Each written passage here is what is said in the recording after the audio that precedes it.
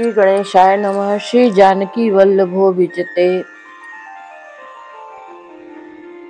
शतानंद जी के चरणों की वंदना करके प्रभु श्री रामचंद्र जी गुरु जी के पास जा बैठे।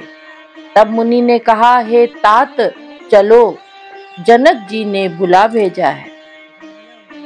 सिय स्वयंवरु देखिए जाई, इसुका ही धौ दे बढ़ाई। लखन कहा जस भाजनु, सोई नाथ कृपा तब जा पर होई। चलकर सीता जी के स्वयंवर को देखना चाहिए, देखें ईश्वर किसको बढ़ाई देते हैं।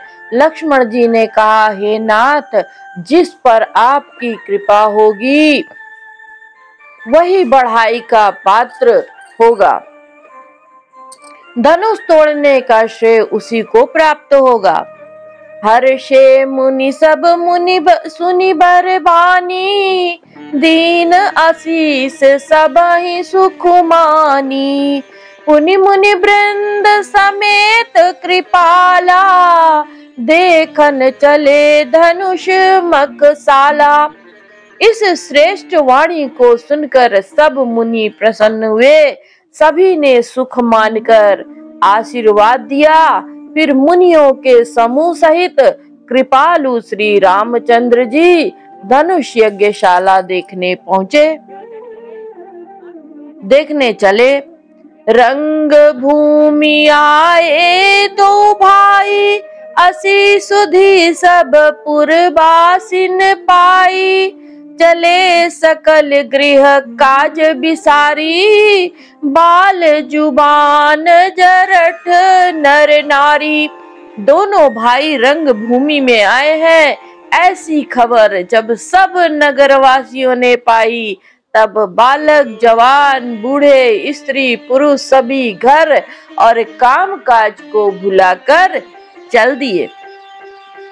देखी जनक भीर भय भारी, सुचि सेवक सब लिए हकारी। तुरत सकल लोगन पहि जाऊं, आसन उचित देहु सब काहू। जब जनक जी ने देखा कि बड़ी भीड़ हो गई है, तब उन्होंने सब विश्वास पात्र सेवकों को बुलवा लिया और कहा, तुम लोग तुरंत सब लोगों के पास जाओ और सब किसी को यथा योग्य आसन दो। कहि मृदु बचन विनीत तिन, बैठा रे नर नारी। उत्तम मध्यम नीच लघु, निज निज थल अनुहारी। उन सेवकों ने कोमल और नम्र वचन कहकर उत्तम मध्यम नीच और लघु सभी श्रेणी के स्त्री पुरुषों को अपने अपने योग्य स्थान पर बैठाया। राजकुंवर तेहि अवसर पाए, मनहु मनो हरता तन छाए। गुण सागर नागर बरबीरा, सुंदर श्यामल गौर शरीरा। उसी समय राजकुमार राम और लक्ष्मण वहां आए। वे ऐसे सुंदर हैं मानो साक्षात मनोहरता ही उनके शरीरों पर छा रही हो। सुंदर सांवला और गोरा उनका शरीर है। वे गुणों के समुद्र, चतुर और उत्तम वीर हैं। राज समाज विराजत रूरे, उडगन महु जनु जुग जुग विधु पूरे। जिनके रही भावना जैसी, वो प्रभु मूरत तिन देखी तैसी। वे राजाओं के समाज में ऐसे सुशोभित हो रहे हैं मानो तारागणों के बीच दो पूर्ण चंद्रमा हो। जिनकी जैसी भावना थी, प्रभु की मूर्ति उन्होंने वैसी ही देखी।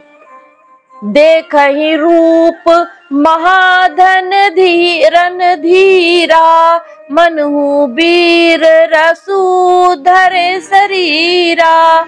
डरे कुटिल निप प्रभु ही निहारी, मनहु भयानक मूर्ति भारी। महान रणधीर राजा लोग श्री रामचंद्र जी के रूप को ऐसा देख रहे हैं मानो स्वयं वीर रस शरीर धारण किए हो।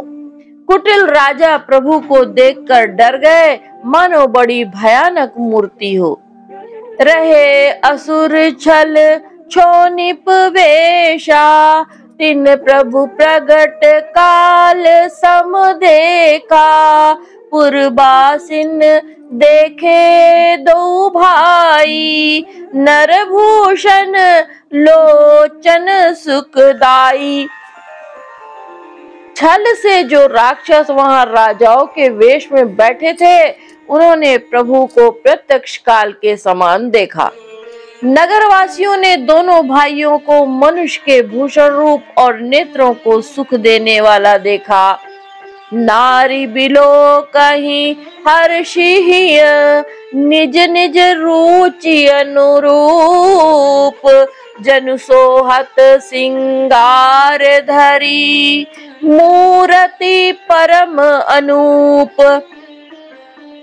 स्त्रियां हृदय में हर्षित होकर अपनी अपनी रुचि के अनुसार उन्हें देख रही हैं, मानो श्रृंगार रस ही परम अनुपम मूर्ति धारण किए सुशोभित हो रहा है।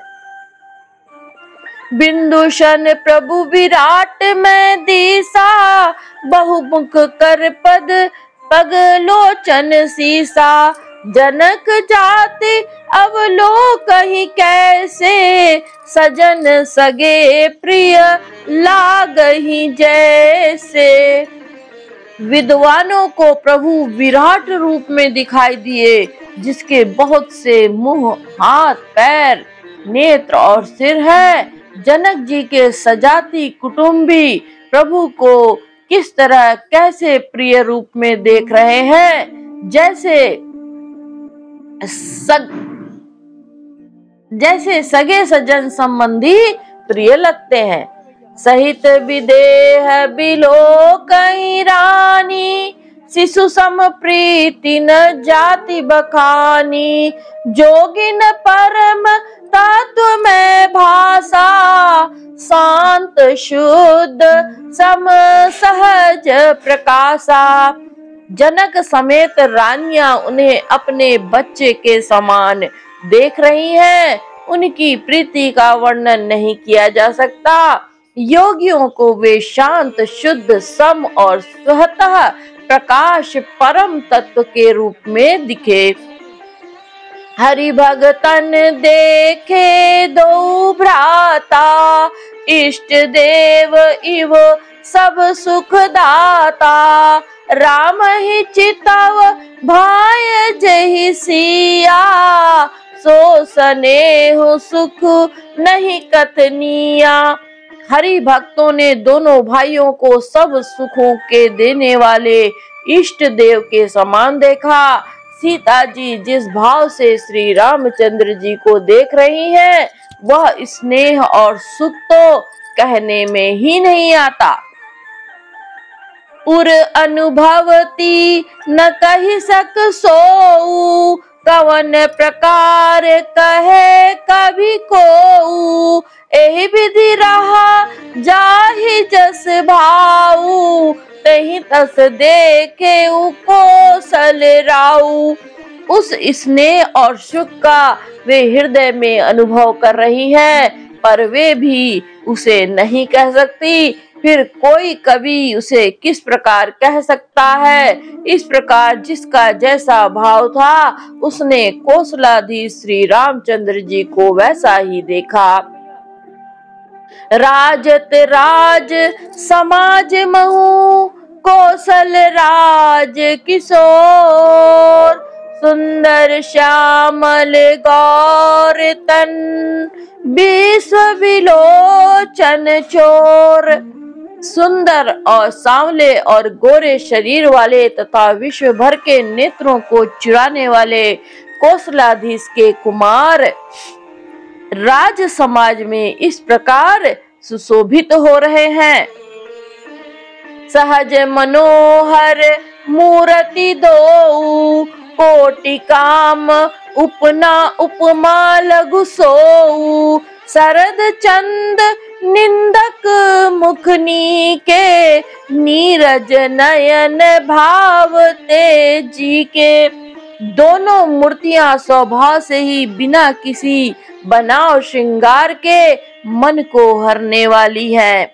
करोड़ों कामदेवों की उपमा भी उनके लिए तुच्छ है। उनके शरीर मुख शरद पूर्णिमा के चंद्रमा की भी निंदा करने वाले हैं, उसे नीचा दिखाने वाले हैं और कमल के समान नेत्र मन को बहुत ही भाते हैं।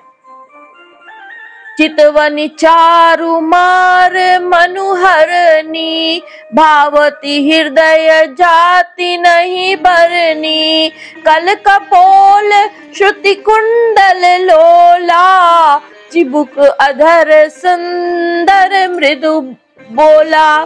सुंदर चितवन सारे संसार के मन को हरने वाले कामदेव के भी मन को हरने वाली है। वह हृदय को बहुत ही प्यारी लगती है, पर उसका वर्णन नहीं किया जा सकता। सुंदर गाल है, कानों में चंचल झूमते हुए कुंडल है, ठोड़ी और अधर होठ सुंदर है, कोमल वाणी है। कुमुद बंधु कर निंदक हासा भ्रिकुटि विकट मनोहर नासा भाल विशाल तिलक झलकाही कछ बिलो की अली अवलिल जाही।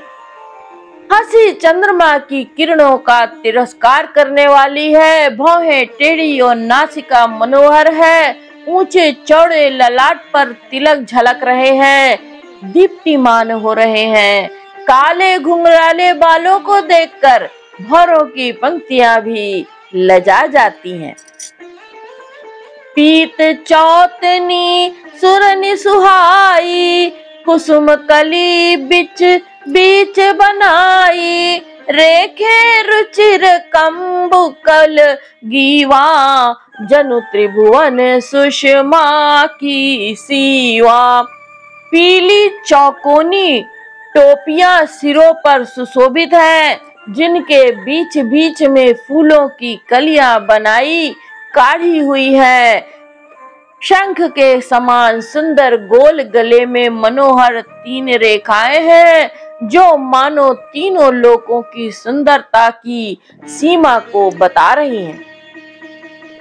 कुंजर मणिकंठा कलित उरन तुलसी का माल वृषभ कंद के हरिठवनी बल निधि बाहु विशाल। हृदयों पर गज मुक्ताओं के सुंदर कंठे और तुलसी की मालाएं सुशोभित हैं। उनके कंधे बैलों के कंधे की तरह ऊंचे तथा पुष्ट हैं।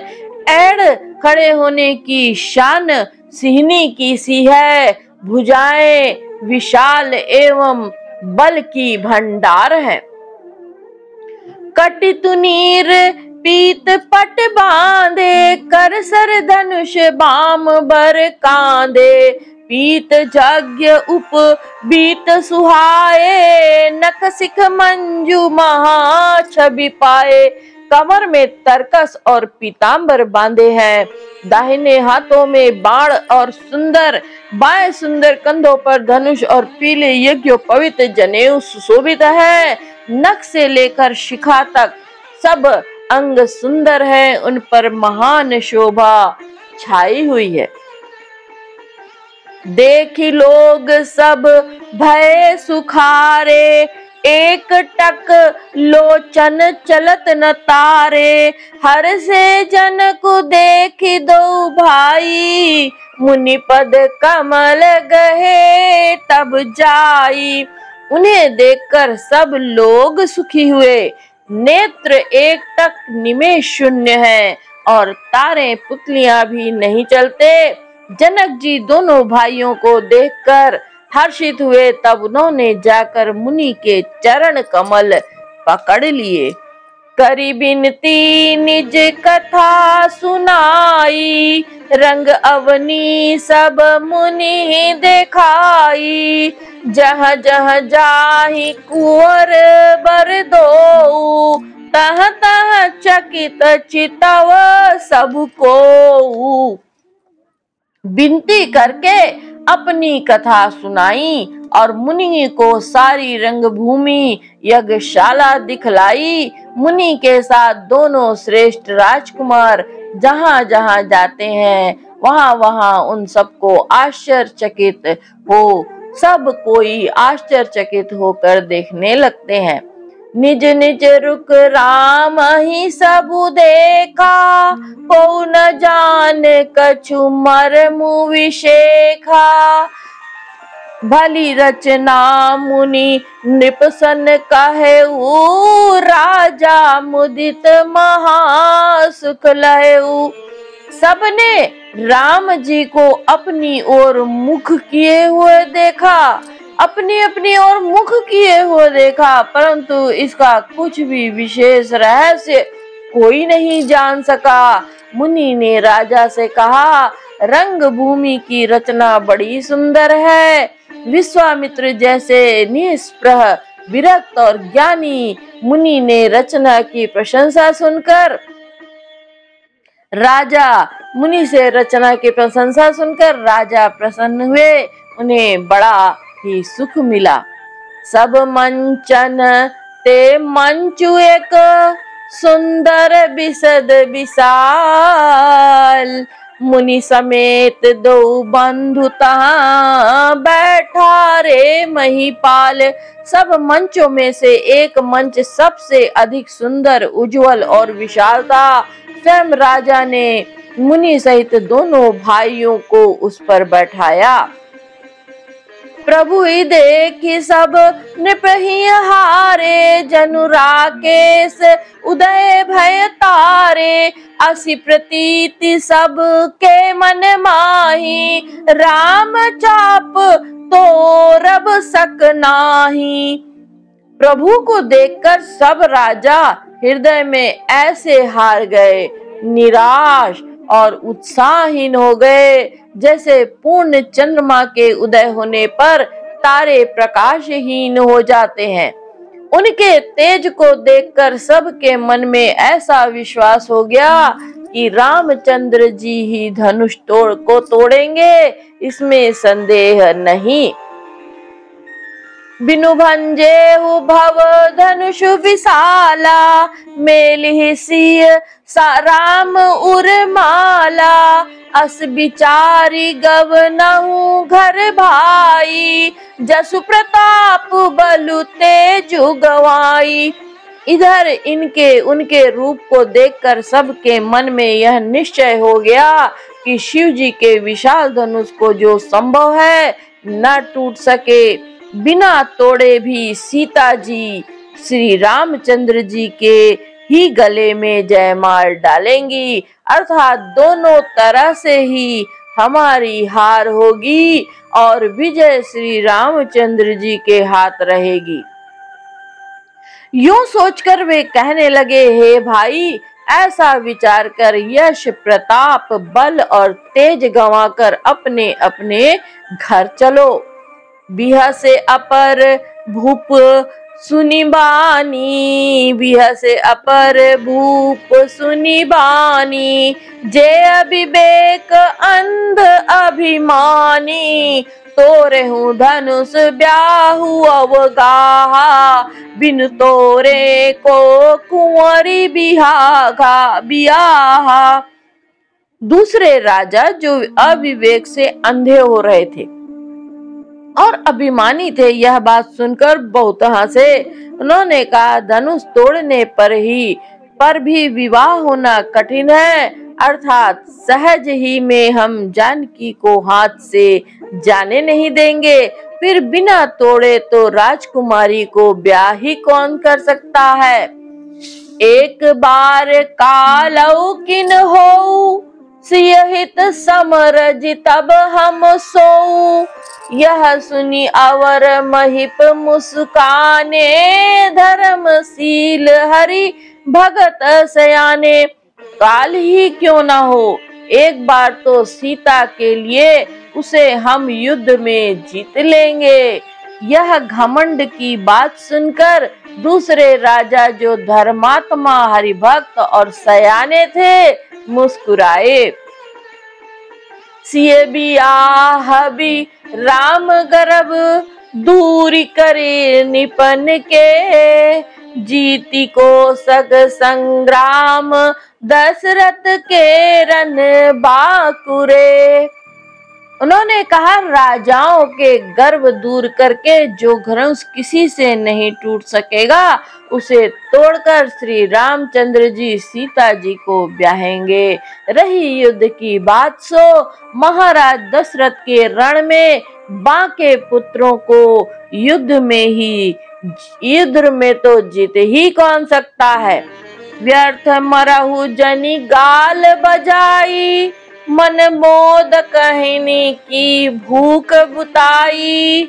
सिख हमारे सुनी परम पुनीता, जगदम्बा जानहु जिय सीता।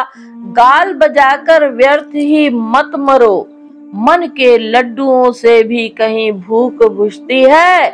हमारी परम पवित्र निष्कपट सीख को सुनकर सीता जी को अपने जी में साक्षात जगत जननी समझो। उन्हें पत्नी रूप में पाने की आशा एवं लालसा छोड़ दो।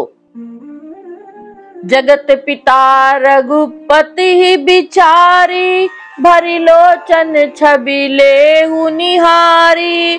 सुंदर सुखद सकल गुण राशि, ए दो बंधु शंभुर बासी। श्री रघुनाथ जी को जगत का पिता परमेश्वर विचार कर नेत्र भरकर उनकी छवि देख लो। ऐसा अवसर बार बार नहीं मिलेगा। सुंदर सुख देने वाले और समस्त गुणों की राशि ये दोनों भाई शिव जी के हृदय में बसने वाले हैं। स्वयं शिव जी भी उन्हें सदा हृदय में छिपाए रखते हैं। वे तुम्हारे नेत्रों के सामने आ गए हैं। सुधा समुद्र समीप बिहाई, मृग जलु निरखी मरहु कत धाई। करहु जाई जा कहूँ जोई भावा, हम तो आजु जन्म फल पावा। समीप आए हुए भगवत दर्शन रूप अमृत के समुद्र को छोड़कर तुम जगत जननी जानकी को पत्नी रूप में पाने की दुराशा रूप मिथ्या मृग जल को देखकर दौड़कर क्यों मरते हो। फिर भाई, जिसको जो अच्छा लगे वही जाकर करो। हमने तो श्री रामचंद्र जी के दर्शन करके आज जन्म लेने का फल पा लिया है और जीवन और जन्म को सफल कर लिया है। अस कही भले भूप अनुरागे, रूप अनूप बिलोकन लागे। देखहि सुर नभ चढ़े विमाना, बरसहि सुमन करहि कल गाना। ऐसा कहकर अच्छे राजा प्रेम मग्न होकर श्री राम जी का अनुपम रूप देखने लगे। मनुष्यों की तो बात ही क्या, देवता लोग भी आकाश से विमानों पर चढ़े हुए दर्शन कर रहे हैं और सुंदर गान करते हुए फूल बरसा रहे हैं। बोलो सियावर रामचंद्र की जय। जानी सुअवसरु सिय तब, पठई जनक बुलाई। चतुर सखी सुंदर सकल, सादर चली लेवाई। अब तब सुंदर अवसर जानकर जनक जी ने सीता को बुला भेजा। सब चतुर और सुंदर सखियां आदर पूर्वक उन्हें लिवा चले सियावर रामचंद्र की जय।